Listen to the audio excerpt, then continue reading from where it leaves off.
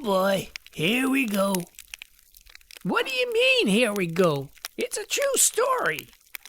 I know, but you tell it so many times you make it sound like we were the only ones who did anything. Well, we were, Jimmy. We were heroes that day. Yeah, go on, Sheriff. Tell them how we did it. All right, I will. It was back in '92 in Kansas. A dusty town where herds of longhorns would kick up a storm as they made their way from the heart of Texas. Now, this town had its share of trouble, and the biggest trouble of all was the Heartbreak Gang. Their next target, our local bank. There were 8 of them, each one meaner than the last. But what they didn't count on was us being in town.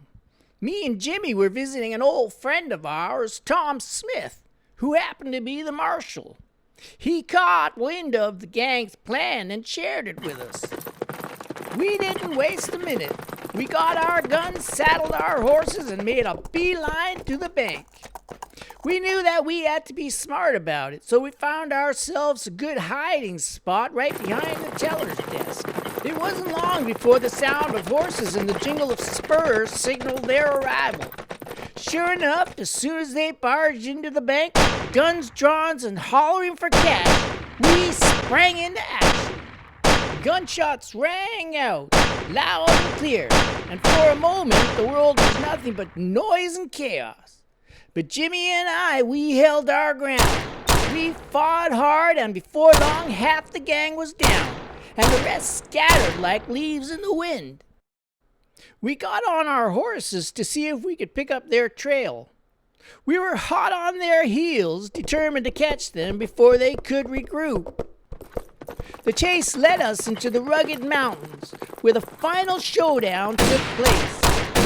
Bullets flew, but when the dust settled, the Heartbreak Gang knew they were licked.